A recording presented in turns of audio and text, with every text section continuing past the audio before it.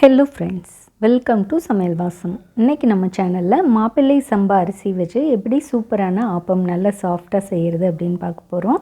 இதுக்கு சைட் டிஷ்ஷாக தேங்காய் பாலும் வெங்காய சட்னியும் வச்சுருக்கேன். இது ரொம்ப டேஸ்ட்டாக இருக்கும். ரெண்டுமே காம்பினேஷன் சூப்பராக இருக்கும். நல்ல பஞ்சு மாதிரி நம்மளோட நார்மல் ஆப்பம் மாதிரியே சூப்பராக வரும். ரொம்ப ஹெல்த்தியான அரிசி இது. மாப்பிள்ளை சம்பா அரிசி பற்றி எல்லாருக்குமே தெரியும். இந்த அரிசியில் அதிகமான அளவில் இரும்பு சத்து, புரோட்டீன், ஜிங்க் எல்லாமே நிறைய இருக்குது. ஹியூமோக்ளோபின் கண்டென்ட் இன்க்ரீஸ் பண்ணுறதுக்கு ரொம்ப ஹெல்ப்ஃபுல்லாக இருக்கும். ஃபைபர் கண்டென்ட் அதிகமாக இருக்கிறனால டைஜஷனை ஈஸியாக வச்சுக்கிறதுக்கு ஹெல்ப்ஃபுல்லாக இருக்கும். வாங்க இப்போ இதை எப்படி செய்கிறதுன்னு பார்த்துடலாம். மாப்பிள்ளை சம்பா அரிசி இது. நான் இதில் ஒரு டம்ளர் எடுத்திருக்கேன். இது 350 கிராம் வரும். நீங்கள் எந்த டம்ளரில் எடுக்கிறீங்களோ அதே டம்ளரில் அளவுகள் எடுத்துக்கோங்க.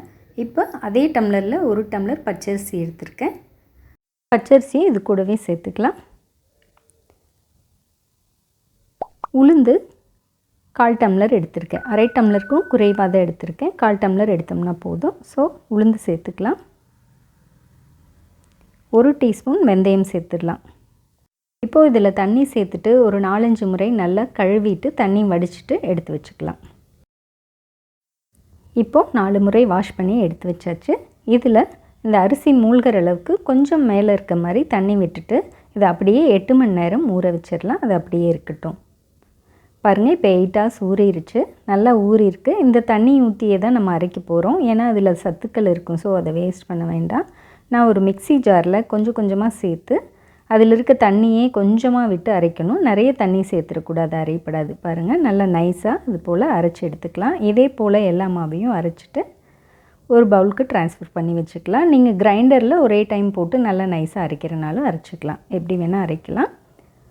மிக்சியில் அரைக்கிறனால 2 பேட்சாக போட்டு எல்லா மாவையும் இதே போல் அரைச்சி எடுத்து வச்சுட்டேன். இப்போ 1.5 டீஸ்பூன் உப்பு சேர்த்துருக்கேன். சேர்த்துட்டு இதை நல்லா மிக்ஸ் பண்ணிக்கலாம். நீங்கள் என்ன அளவு எடுக்கிறீங்களோ அதுக்கு தகுந்த மாதிரி உப்பு சேர்த்து நல்லா மிக்ஸ் பண்ணிவிட்டு இதை அப்படியே வச்சுருங்க.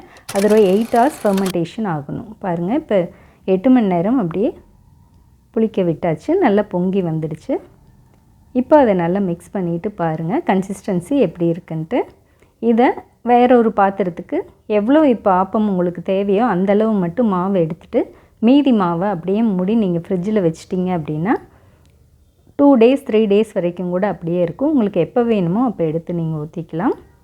இப்போது இதில் 1/4 டீஸ்பூன் பேக்கிங் சோடா சேர்க்குறேன். பேக்கிங் சோடா சேர்க்காமலும் மூத்தலாம் நல்லா தான் வரும்.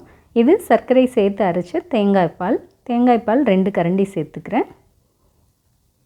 சேர்த்துட்டு அதை நல்லா மிக்ஸ் பண்ணுறப்ப நமக்கு ஆப்ப மாவு கன்சிஸ்டன்சி இந்த மாதிரி இருக்கணும். ரொம்ப தண்ணியாகவும் இருக்கக்கூடாது, ரொம்ப திக்காகவும் இருக்கக்கூடாது. பாருங்கள், இந்த மாதிரி மிக்ஸ் பண்ணி எடுத்துக்கோங்க. இப்போ ஆப்பச்சட்டி நல்லா ஹீட் ஆகிடுச்சு. ஒரு கரண்டி மாவு விட்டு இது போல் 3 டைம் சுற்றுனீங்கன்னா நல்லாவே ஆப்பம் வந்துடும் ஷேப்புக்கு. இப்போ இதை மீடியம் ஃப்ளேமில் வச்சுட்டு மேலே கொஞ்சம் எண்ணெய் வேணும்னா விட்டுக்கலாம். எண்ணெய் விடாமலும் செய்யலாம், சூப்பராக வரும்.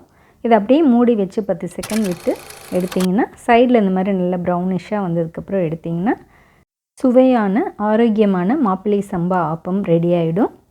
ரொம்ப ஹெல்த்தியான ரெசிபி இது. பிபி சுகர் பேஷண்ட்கெல்லாம் ரொம்ப ஹெல்ப்ஃபுல்லாக இருக்கும். ரொம்ப நல்லது. பாருங்கள், இதே போல் உங்களுக்கு எவ்வளோ வேணுமோ ஊற்றி எடுத்துக்கலாம். நான் இன்றைக்கி வெங்காய சட்னியும் தேங்காய் பாலும் சைட் டிஷ்ஷாக வச்சுருக்கேன். இது ரெண்டுமே இதுக்கு ரொம்ப ஆப்டாக இருக்கும். வெங்காய சட்னி ரெசிபி வேணுன்னா நம்மளுடைய சேனலில் அப்லோட் பண்ணியிருக்கேன். என் கார்ட்லேயும் டிஸ்கிரிப்ஷன் பாக்ஸ்லேயும் லிங்க் தரேன். உங்களுக்கு தேவைப்பட்டால் நீங்கள் போய் செக் பண்ணி பார்த்துக்கோங்க. கண்டிப்பாக ட்ரை பண்ணி பாருங்கள். தேங்க்யூ.